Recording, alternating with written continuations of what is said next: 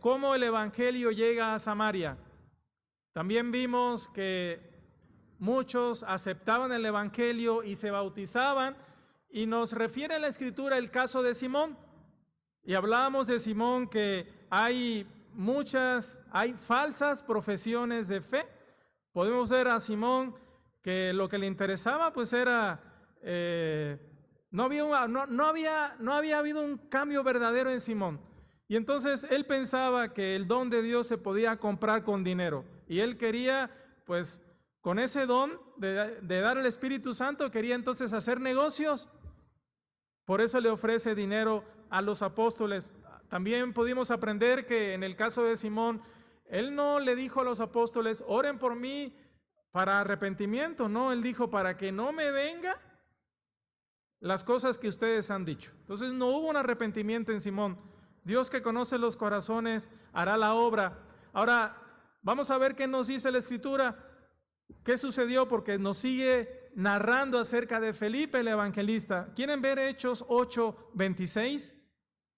Después de estas cosas, dice la Escritura, Hechos 8:26. Un ángel del Señor habló a Felipe, diciendo, levántate y ve hacia el sur, por el camino que desciende de Jerusalén a Gaza, el cual es desierto. Ahora, pensemos en esto. Felipe estaba acá predicando en Samaria, donde había muchas personas, una ciudad, y de repente ahora aquí nos dice la Escritura que un ángel le dice, oye, vete a tal lugar, y ese lugar era ¿qué? ¿Cómo terminó el versículo 26? ¿En un lugar qué? Desierto. ¿Pero cómo, Señor? Si tú quieres que todos los hombres sean salvos, que escuchen el Evangelio, ¿cómo? ¿Me mandas a un lugar desierto? ¿Me mandas a un lugar desierto? Pues lo que pasa es que nuestra lógica no es la lógica de Dios. Dice la Escritura que un ángel del Señor le dice a Felipe y le da instrucciones de hacia dónde debía de dirigirse. Ahora, pensando en esto, lo vuelvo a repetir, eran tiempos diferentes a los nuestros. No estaba todavía completa la Escritura. De hecho, lo que había era el Antiguo Testamento y todavía no había escrita ninguna de las cartas del Nuevo Testamento, ningún evangelio. Y por esa razón vemos estas señales que fueron señales temporales con un propósito determinado, ¿sí? Vemos a un ángel diciéndole que fuera a tal lado. Ahora, ya sin la presencia física del Señor Jesucristo, el Señor Jesús no estaba con ellos. Cuando el Señor Jesús estaba con ellos, Jesús les decía, vamos a tal lugar y vamos a hacer esto y lo otro, y cómo debían de hacerlo.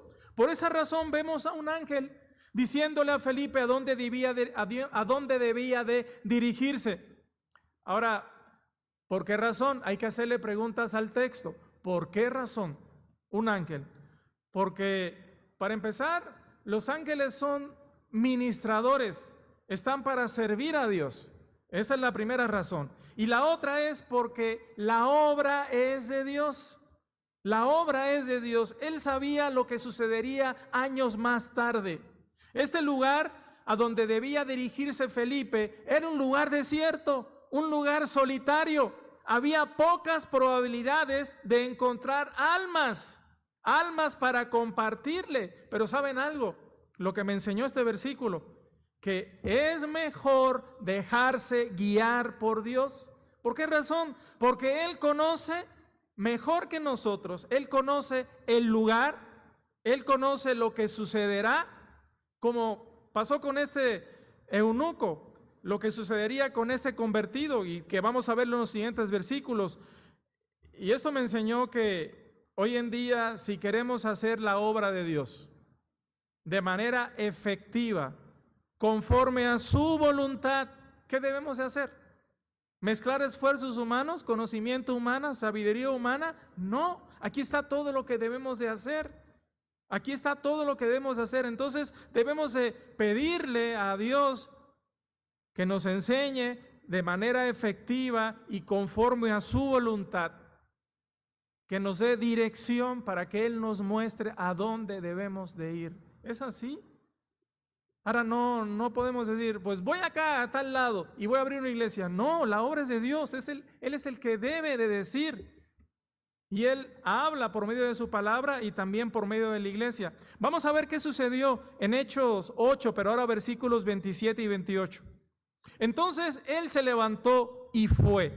Y sucedió que un etíope, eunuco, funcionario de Cándace, reina de los etíopes, el cual estaba sobre todos sus tesoros y había venido a Jerusalén para adorar, volvía sentado en su carro y leyendo al profeta Isaías. ¿Qué hace Felipe? Felipe no le dice, Señor, pero es un lugar desierto, allá no hay nadie. No, él simplemente, ¿qué es lo que hace? Se levantó, ¿qué dice la Escritura? Se levantó y fue, porque eso es obediencia. Eso es obediencia. Si la Escritura nos dice algo, eso debemos de hacer. Lo comenté el domingo anterior. Lo que es justo es lo que debemos de hacer. Debemos hacer la justicia de Dios. Y la justicia de Dios está claramente revelada en su palabra. Ahora, pienso que eso es obediencia. Cualquiera de nosotros podía haberle dicho al Señor, pero Señor, allí no hay personas. Allí no hay personas. Porque creemos que podemos conocer mejor las cosas que Dios y nos ponemos muchas veces en lugar del Espíritu Santo, que es el administrador de la iglesia. ¿Qué fue lo que realmente sucedió?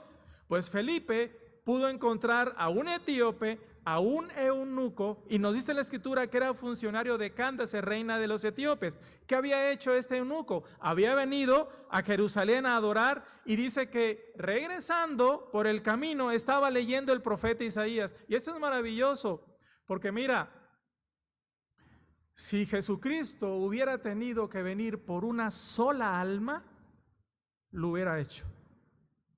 Lo hubiera hecho. Y en este caso, en esa soledad, en ese camino desierto, estaba un alma que le estaba buscando en verdad y que estaba leyendo su palabra. Y entonces, ¿qué es lo que hace Dios? Lo dirige ¿a qué? A que conozca realmente la verdad. Si tú andas buscando a Dios de corazón y su verdad, Dios va a dirigirte a esa verdad, a ese conocimiento, porque Él conoce el corazón. Ahora, Felipe pudo encontrar a este etíope, pero quiero que nos vayamos un poco más de 1000 años atrás. En Etiopía había conocimiento del Dios de Israel, había conocimiento de Jehová. Quiero que vayan a Primera de Reyes, capítulo 10. ¿Quieren ver Primera de Reyes? Primera de Reyes, capítulo 10, nos habla del reinado de Salomón. Y el capítulo 10, de manera específica, nos habla de la reina de Sabá, que es Yemen. Y todo esto, estos lugares, ¿dónde están? En Etiopía. De hecho, tuvimos una misionera, ustedes la conocen, que estuvo en Yemen, es Etiopía. Y dice la Escritura, oyendo la reina de Sabá, la fama que Salomón había alcanzado por el nombre de Jehová, vino a probarle con preguntas difíciles. Y vino a Jerusalén con un séquito muy grande, con camellos cargados de especies, oro en gran abundancia y piedras preciosas. Y cuando vino a Salomón, les puso todo lo que en su corazón tenía. Y Salomón le contestó todas sus preguntas, y nada hubo que el rey no le contestase. Y cuando la reina de Sabá vio toda la sabiduría de Salomón y la casa que había edificado, asimismo la comida de su mesa, las habitaciones de sus oficiales, el estado y los vestidos de los que le servían, sus maestresalas y sus holocaustos que ofrecía en la casa de Jehová, se quedó asombrada. Voy a hacer una pausa aquí. Cuando Jesucristo llega a la vida de un creyente, hay orden. Hay orden. ¿Cómo vivía Salomón? ¿Qué pudo ver la reina de Sabá? Que no solamente había orden en su vida, había orden ¿en qué? En todo su entorno, en su casa y demás, incluso en la manera de vestir. En la manera de vestir. no solo de Salomón, sino también de sus funcionarios. Eso nos enseña algo importante, ¿verdad? Cuando Cristo viene a nuestra vida debe haber orden, y no solamente orden en nuestras vidas, en nuestra manera de vestir, en nuestra manera de hablar, también en nuestras casas. En nuestras casas, en nuestra familia, debe de haber orden, porque eso hace Jesucristo. Ordena nuestra vida. Y eso fue lo que pudo ver la reina de Sabá. Y luego dice el 6, y dijo al rey, verdad es lo que yo oí en mi tierra de todas tus cosas y de tu sabiduría, pero yo no la creía hasta que he venido y mis ojos han visto que ni aún se me dijo la mitad.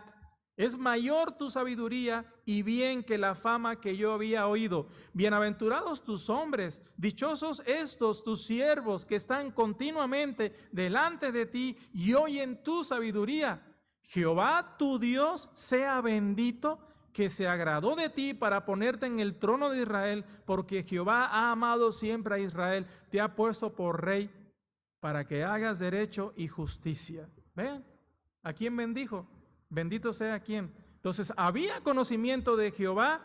Habían pasado más de 1000 años desde este pasaje de Primera de Reyes hasta este pasaje de Hechos, y Dios estaba obrando en este hombre para que conociera el evangelio de Jesucristo. Posiblemente era un prosélito. Un prosélito había venido a adorar.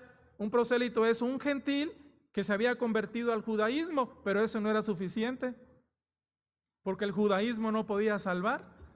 La ley y todo lo demás ¿era qué? Era para que el hombre conociera su pecado y, viendo que era imposible, le ayudara a esperar ¿a quién? A un Mesías, al Salvador. Entonces, podemos aprender que Dios, también en esto, Dios no hace acepción de personas. Dios no hace acepción de personas por el color de la piel, pues el eunuco era una persona de raza negra. La siguiente, por favor, vean lo que dice este pasaje. Dice Hechos 17:26, y de una sangre ha hecho todo el linaje de los hombres para que habiten sobre la faz de la tierra, y les ha prefijado el orden de los tiempos y los límites de su habitación. Este versículo lo he explicado muchas veces, pero vean, lo tengo subrayado. ¿Qué dice? ¿Y de una qué? Sangre. No hay nadie que tenga ni sangre azul, ni verde, ni amarilla. Todos tenemos la misma sangre. Todos venimos del mismo lugar. ¿De dónde? De Adán y Eva. Entonces, ¿por qué el racismo? ¿Por qué hacer acepción de personas? ¿Por qué Hitler pensó que ellos eran la raza aria y demás? Porque no tenían conocimiento de Dios. Dios no hace acepción de personas. Eso es lo que nos enseña la Escritura. Dios quiere que todos los hombres sean salvos y conozcan la verdad. Y por eso el Espíritu Santo encaminó a Felipe hacia este lugar. Vean el versículo 29. Dice el versículo 29, Hechos 8:29.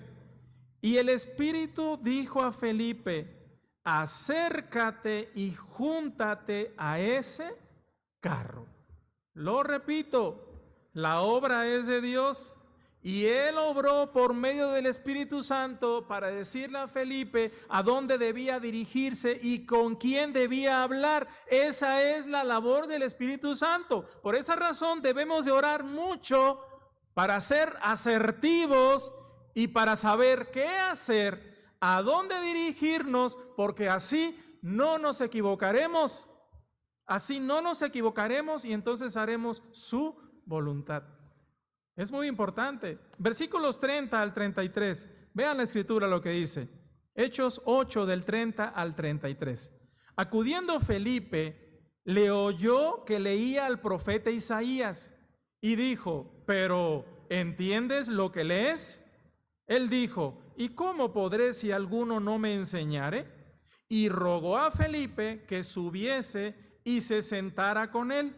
El pasaje de la Escritura que leía era este: como oveja a la muerte fue llevado, y como cordero mudo delante de del que lo trasquila, así no abrió su boca. En su humillación no se le hizo justicia, mas su generación, ¿quién la contará? Porque fue quitada de la tierra su vida. Aquí el eunuco estaba leyendo el profeta Isaías. Entonces Felipe pudo entender en este momento el por qué Dios lo había guiado a ese lugar desierto. ¿Por qué? Porque ahí estaba un hombre que estaba leyendo en voz alta al profeta Isaías, y entonces, ¿qué es lo que hace? Utilizó con sabiduría Felipe esa oportunidad para entablar una conversación. ¿Qué es esto? Era una puerta, una oportunidad que Dios abría, y entonces, ¿qué hizo Felipe? La aprovechó.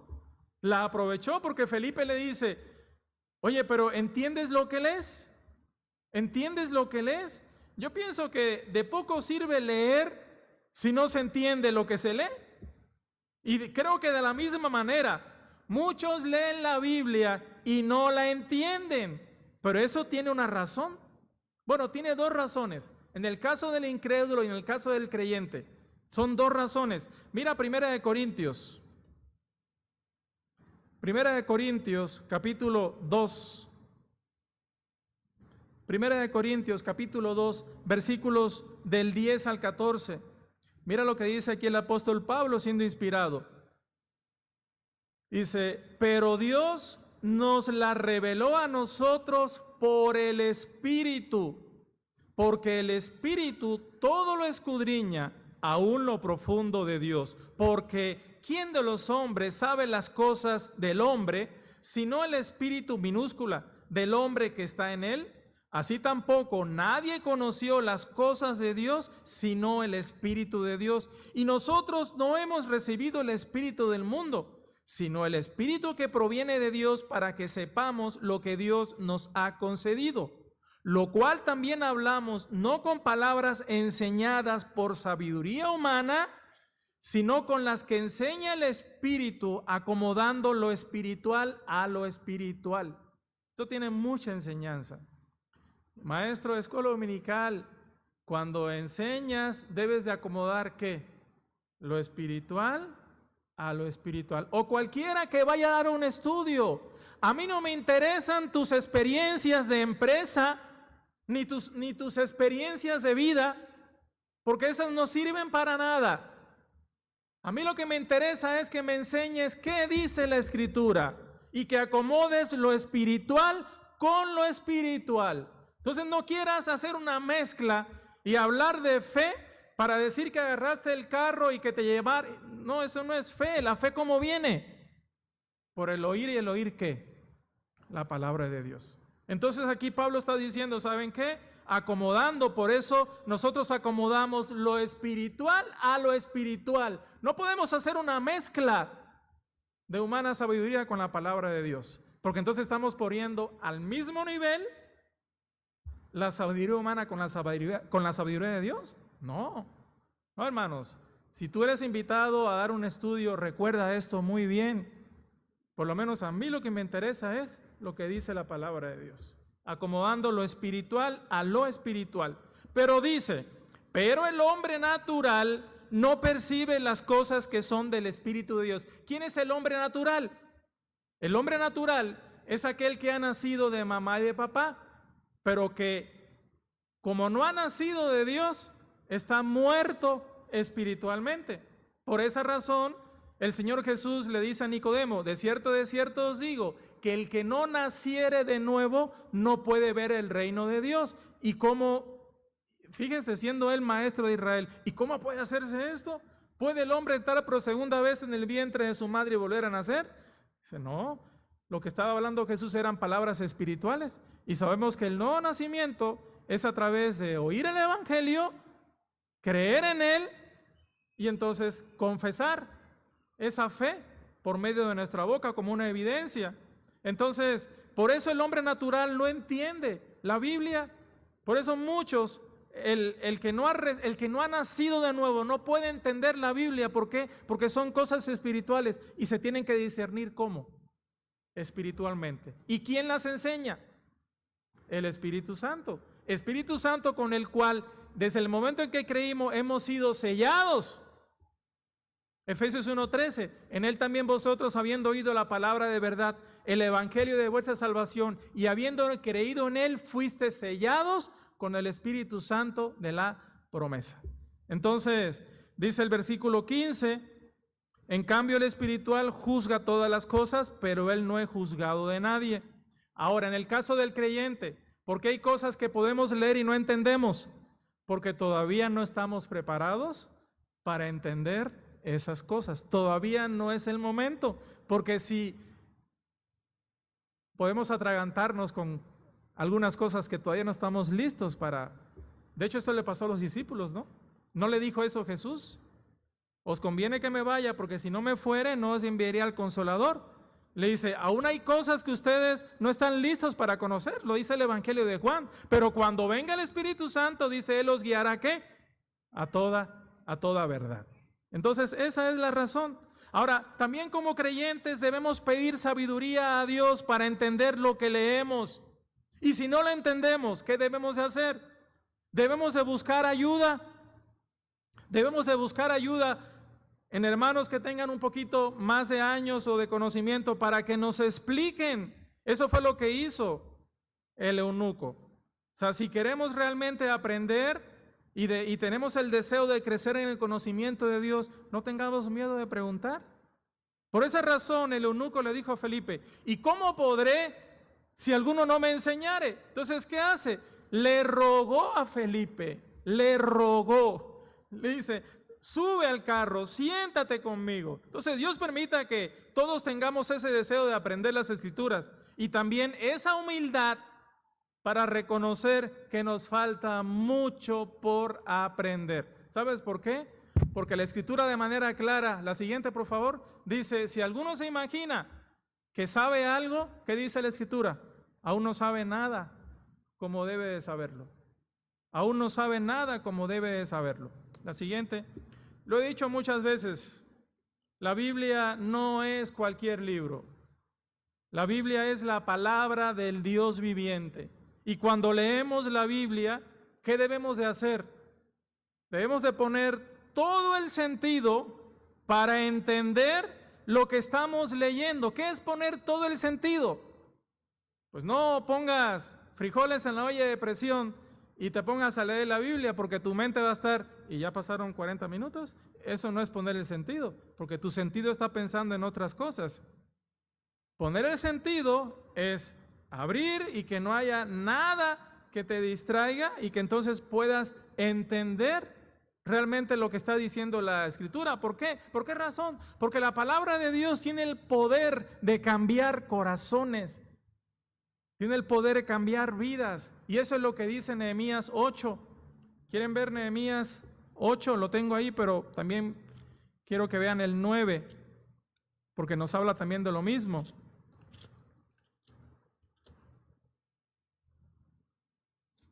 Vamos a ver lo que dice Nehemías. Dice la Escritura, y leían en el libro de la ley de Dios, ¿qué dice? Claramente. Y ponían el sentido, ya expliqué, de modo que entendiesen la lectura. Vean el 9. Y Nehemías, el gobernador, y el sacerdote Esdras, escriba, y los levitas que hacían entender al pueblo. ¿Qué hacían ellos? ¿Hacían qué? Entender al pueblo. ¿Por qué? Les explicaban. ¿Qué quiere decir esto? Bueno, ellos explicaban lo que quería decir esa porción de las Escrituras que estaban leyendo. Entonces dice el versículo 9, hacían entender al pueblo, dijeron a todo el pueblo, día santo es a Jehová nuestro Dios, no os entristezcáis ni lloréis, porque todo el pueblo lloraba oyendo las palabras de la ley. ¿Por qué lloraban? Se habían alejado, Nehemías había descubierto el libro de la ley, entonces ahora ponían a leer el libro y decían, no hacemos nada de esto que dice la ley. Cada quien hemos vivido como queremos todo este tiempo. Versículos 34 y 35, regresando a Hechos, dice la Escritura, respondiendo el eunuco dijo a Felipe, te ruego que me digas, ¿de quién dice el profeta esto? ¿De sí mismo o de algún otro? Entonces Felipe, abriendo su boca y comenzando desde esta escritura, le anunció el evangelio de Jesús. El etíope con humildad deseaba conocer el sentido de las escrituras de los que estaba leyendo. Por esa razón invita a Felipe a subir al carruaje para que le explique. Lo decía, el pasaje que estaba leyendo era del profeta Isaías. Este pasaje hablaba, Isaías capítulo 53, hablaba del sufrimiento del Mesías, de Jesucristo, y la duda que tenía el etíope era si hablaba de sí mismo o de otro. Hoy estuve con los adultos y es importante el contexto. Lo vuelvo a repetir, se los decía en la clase de adultos el hermano Hilario, es importante las preguntas que le hagamos al texto para hacer una correcta interpretación. ¿Quién está hablando? ¿A quiénes está hablando? ¿Para qué está hablando? ¿Por qué? Preguntas que debemos hacerle a cualquier libro para hacer una correcta interpretación y ver también el contexto. No podemos tomar un versículo y sacar de una doctrina cuando no hemos analizado versículos anteriores y versículos después. Entonces, el pasaje que estaba leyendo era el profeta Isaías, que hablaba del sufrimiento del Mesías, del Señor Jesucristo, y la duda que tenía el etíope era si hablaba de sí mismo o de otro. Entonces, era una muy buena pregunta, y siempre que hagamos buenas preguntas, con una buena intención del corazón, seremos edificados. Ahora dice la Escritura que Felipe, comenzando desde esta Escritura, le anunció el Evangelio de Jesús. ¿Tú crees que si agarramos un pasaje del Antiguo Testamento no podemos predicar el Evangelio? Claro. Así lo hicieron los apóstoles, no tenían el Nuevo Testamento. Y sin embargo usaban a Joel, usaban a Isaías, usaban a Jeremías, usaban a Moisés, usaban a David. Y entonces de ahí partían para anunciar el Evangelio. Esto es muy importante porque no debemos perder una oportunidad en discusiones estériles. Aquí Felipe tenía dos opciones: empezar a discutir, o hablar de quien tenía que hablar, que era de Jesucristo. Lo que el hombre necesita escuchar es el Evangelio de Jesús. Y 2 de Timoteo 2 nos dice, 2 de Timoteo 2, 23 al 26, ahí me equivoqué, faltó, pero vean 2 de Timoteo 2, versículos 23 al 26, claro que le está hablando a un pastor, pero esto se aplica a todos. Dice la Escritura: pero desecha las cuestiones necias e insensatas, sabiendo que engendran contiendas. ¿Cuáles son estas cuestiones necias e insensatas? Que te empiezan a preguntar, oye, ¿está bien pegar ahí un cuadro o una imagen? No discutamos porque no lo van a entender. ¿Cuándo lo van a entender? Que eso está mal. Cuando se conviertan a Jesucristo. Y aún cuando se conviertan a Jesucristo, va a pasar un tiempo hasta que ellos conozcan la Escritura y el Espíritu Santo le diga, está mal eso. Nosotros no podemos convencer. Entonces de nada sirven ese tipo de discusiones. Y sigue diciendo, porque el siervo del Señor no debe ser contencioso, sino amable para con todos, apto para enseñar, sufrido. Se va a sufrir cuando enseñas la verdad. Cuando tú enseñas lo que dice la Escritura, tienes que aguantar la crítica, el desprecio. No, es que yo creo que debe de hacerse así. No, espérame, tú creerás que debe hacerse así, pero ¿qué dice la Escritura? Tú crees que es así, pero ¿qué dice la Escritura? Que con mansedumbre corrija a los que se oponen. Fíjense, le está hablando a un pastor y le está hablando de la reacción que pueden tener los miembros. Que corrija a los que se oponen, por si quizás Dios les conceda que se arrepientan para conocer la verdad y escapen del lazo del diablo en que están cautivos a voluntad de él. A ver, el lazo del diablo. Definitivamente el incrédulo está en las manos del diablo. Así lo dice Efesios 2:2. Siguiendo la corriente de este mundo, conforme al príncipe de la potestad del aire, el espíritu que ahora opera en los hijos de desobediencia. Sí, en el caso del creyente, el maligno no le toca. No nos toca. Dice la Escritura en 1 Juan 5, 18, sabemos que somos de Dios y que el mundo entero está bajo el maligno. Pero ¿saben qué? Al creyente no nos toca, no nos puede tocar. Y te digo otra cosa importante. ¿Qué dice ahí? A Él sea gloria, ¿dónde? Aquí venimos a hablar de quién y a darle la honra a quién. Y nuestras pláticas y nuestras enseñanzas deben de girar en torno a quién. Sí, hay momentos que vamos a hablar de la obra de Satanás, de la que hace, pero mayormente quien se debe llevar la honra y la gloria debe de ser Jesucristo. Y debemos hablar de Jesucristo. Eso es lo que debemos de hacer. En clases, en todo lo que hagamos, Jesucristo, para que la multiforme sabiduría de Dios sea ahora dada a conocer. ¿Por medio de quién? De la iglesia a los principados y potestades que están en las regiones celestes, dice Efesios 3:10. Ahora, vean lo que dice también, y dice, y escapen del lazo del diablo en que están cautivos a voluntad de él. Un creyente también, aunque no nos puede tocar, sí puede estar enlazado. ¿En qué cosas? En el orgullo, en la soberbia, en la falta de perdón y en tantas cosas más que puede estar enlazado. Vean lo que dice Tito 3:9. Tito 3:9 también es una carta pastoral.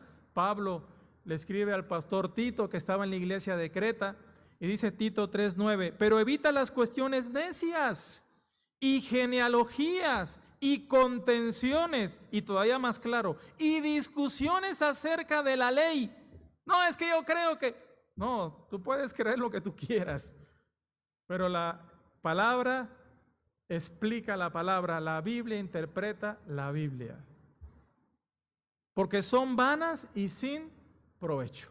De manera clara, dice, son vanas y sin provecho. Felipe, guiado por el Espíritu Santo, es un ejemplo de cómo hablar bien del Evangelio. ¿Por qué? Porque partiendo de una buena base y terminando con un propósito bien definido, habla el Evangelio completo de Jesús. Habla la verdadera palabra del Evangelio. Si no, lo vamos a ver más adelante. Felipe no hubiera podido llegar a la conclusión que llegó, ni pedir lo que va a pedir más adelante.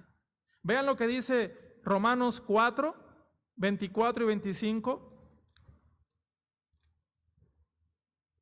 Romanos 4, 24 y 25, hablando de la verdadera palabra, el Evangelio, dice, sino también con respecto a nosotros, a quienes ha de ser contada, está hablando de la justicia, esto es, a los que creemos en el que levantó de los muertos a Jesús, Señor nuestro, el cual fue entregado por nuestras transgresiones y resucitado para nuestra justificación. Hechos 8, pero vamos al versículo 36 al 40 para terminar. Dice la Escritura, y yendo por el camino, llegaron a cierta agua, y dijo el eunuco, aquí hay agua, ¿qué impide que yo sea bautizado? A ver, ¿cómo llegó a la conclusión el eunuco de esto? De que tenía que ser bautizado. ¿Cómo llegó a la conclusión? Porque Felipe le contó el evangelio completo y le dijo, pero ¿sabes qué? También hay dos ordenanzas. Tú tienes que bautizarte. Felipe dijo, si crees de todo corazón, bien puedes. Y respondiendo, dijo, creo que Jesucristo es el Hijo de Dios. Y mandó parar el carro y descendieron ambos al agua, Felipe y el eunuco, y le bautizó. Cuando subieron del agua, el Espíritu del Señor arrebató a Felipe y el eunuco no le vio más y siguió gozoso su camino. Pero Felipe se encontró en Azoto y pasando, anunciaba el Evangelio en todas las ciudades hasta que llegó a Cesarea.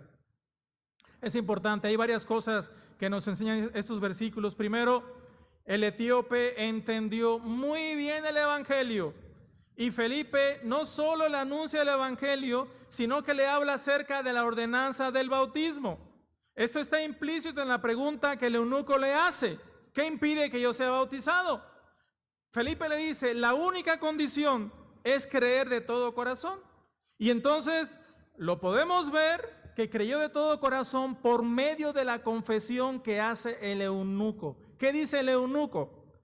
Creo que Jesucristo es el Hijo de Dios. Ahora, aquí el verbo en griego es muy importante porque el griego dice, el verbo es heinai, y este verbo agrega que el eunuco dijo que él creía que Jesucristo era el Hijo de Dios para poder ser salvo. Claro, no viene así traducido hacia nosotros por la sintaxis y tantas cosas más que no serían coherentes para nosotros en nuestro idioma, pero esto es lo que dice el griego. El verbo griego agrega que el eunuco dijo que creía en Jesucristo como el Hijo de Dios para ser salvo. Ahora, ustedes han visto, hermanos, cuando bautizamos a una persona, ¿qué es lo que le digo yo? Cuando ya estamos arriba, ¿qué es lo que le digo? ¿Tú crees que Jesucristo es el Hijo de Dios? ¿Por qué? Porque es una confesión pública precisamente de ese acto de fe y otras cosas más. De hecho, vamos a verlo el siguiente domingo que hay bautismos. Hay dos hermanos que han decidido obedecer la ordenanza del bautismo. El siguiente domingo. Romanos 10, del 8 al 10. Vamos a ver qué dice la Escritura.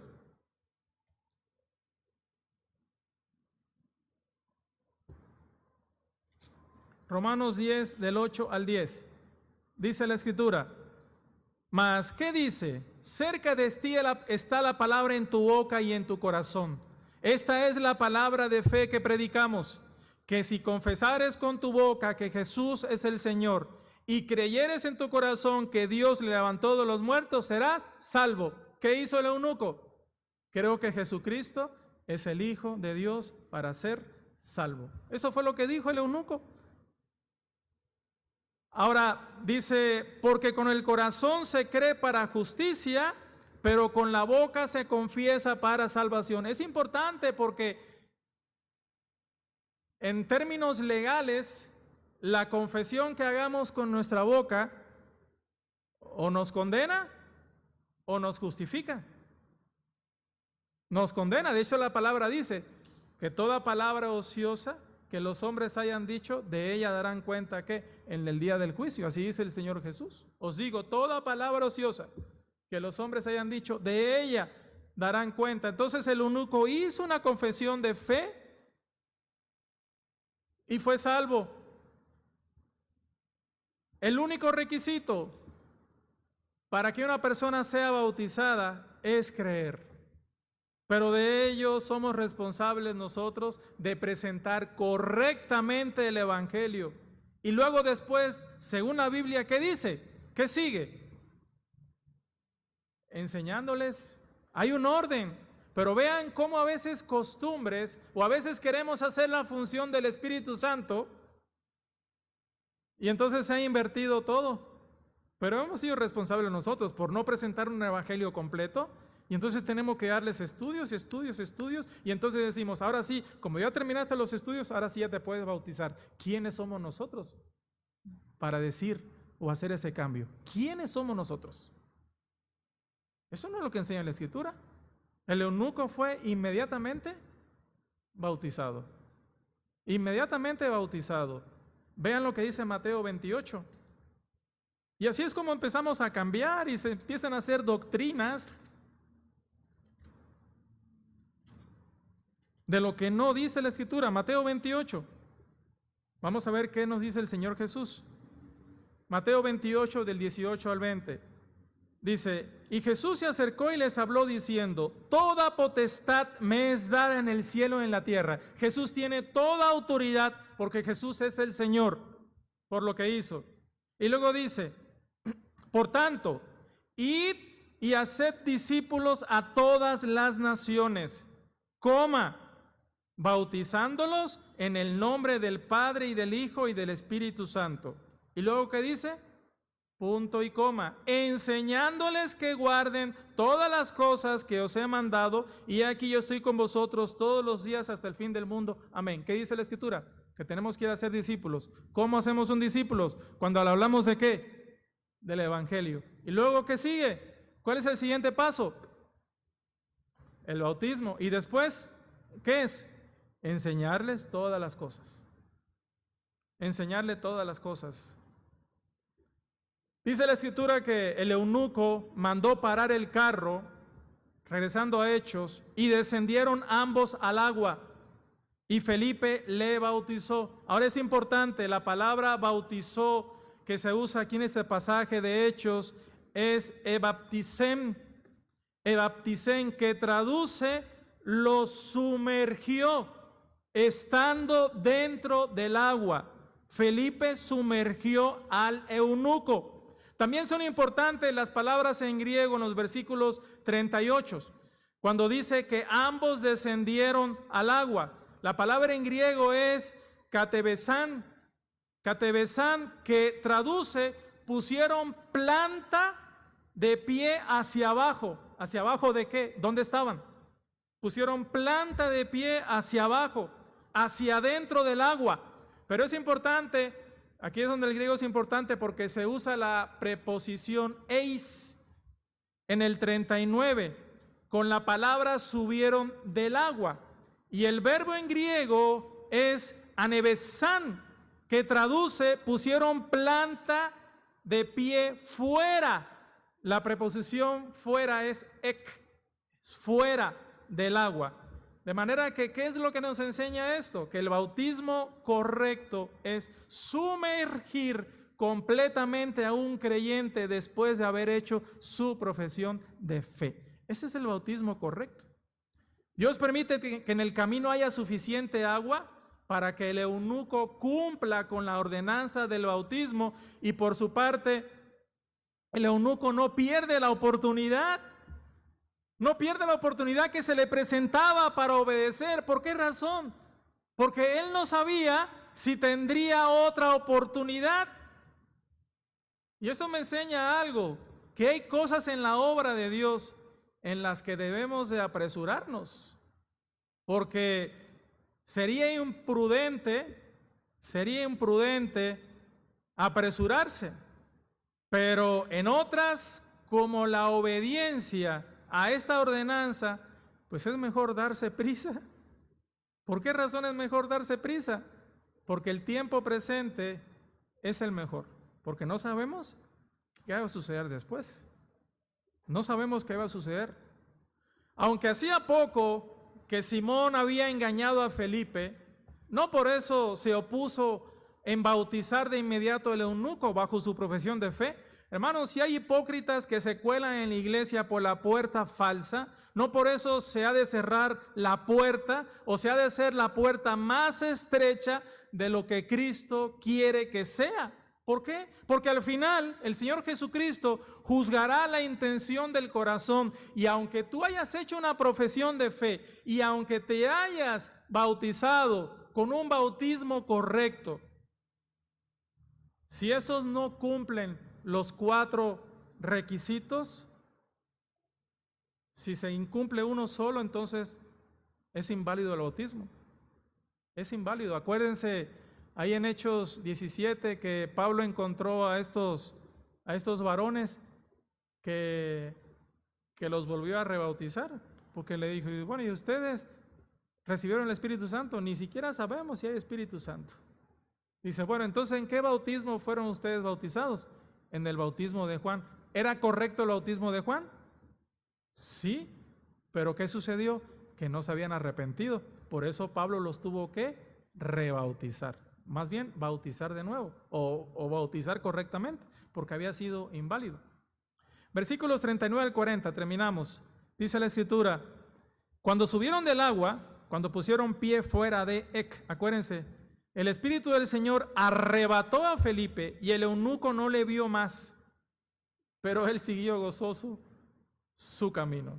Siguió gozoso su camino. Aquí hay un milagro interesante, y fue que el Espíritu Santo arrebató, así traduce el griego, violentamente a Felipe, y el eunuco no lo vio más. Felipe fue llevado de ese lugar desierto a Azoto, y dice que anunciaba el evangelio en todas las ciudades hasta que llegó a Cesarea. Ahí es importante el griego, porque aquí el griego es Gepasen, que viene de un griego declinado, de un verbo declinado que es harpazo. Harpazo significa literalmente arrebatamiento y es parecido al golpe de una fiera sobre su presa, súbitamente que no lo ve venir. Es importante porque aquí este pasaje de Hechos nos está enseñando desde allá, desde el Génesis, con lo que sucedió con Enoc, que fue llevado, y desde acá con Elías, que fue llevado en un carro de fuego con el Señor, y desde ahora acá, con lo que está sucediendo con Felipe, nos está enseñando lo que va a suceder más adelante, que es el arrebatamiento. Eso sucederá cuando el Señor toque la trompeta y los creyentes que estemos vivos seamos arrebatados para estar con el Señor en las nubes, y entonces comiencen los juicios de Dios sobre este mundo, sobre los hombres que rechazaron el Evangelio y rechazaron al Hijo de Dios. Esto lo dice 1 Tesalonicenses, ahí lo dice. Vamos a leer este pasaje porque es bonito lo que dice. Nos decía la hermana Mimi que su cuñada le había dado un infarto y tristemente, hermanos, falleció en la madrugada. Pero mira lo que dice este pasaje, que es bonito. Dice la Escritura, 1 Tesalonicenses 4, versículo 13 al 18. Tampoco queremos, hermanos, que ignoréis acerca de los que duermen. La muerte es como un sueño, para que no os entristezcáis como los otros que no tienen esperanza. ¿Quiénes son los otros? El incrédulo que cree que la vida termina con la muerte. Porque si creemos que Jesús murió y resucitó, otra vez el evangelio completo, así también traerá Dios con Jesús a los que durmieron en él, es decir, a los que murieron esperando ¿en quién? En él. Por lo cual os decimos esto en palabra del Señor, que nosotros que vivimos, Pablo pensó que estaría vivo, que habremos quedado hasta la venida del Señor, no precederemos a los que durmieron, porque el Señor mismo con voz de mando, con voz de arcángel y con trompeta de Dios, va a ser el Señor mismo, de Jesucristo, descenderá del cielo y los muertos en Cristo resucitarán primero. Hay un orden.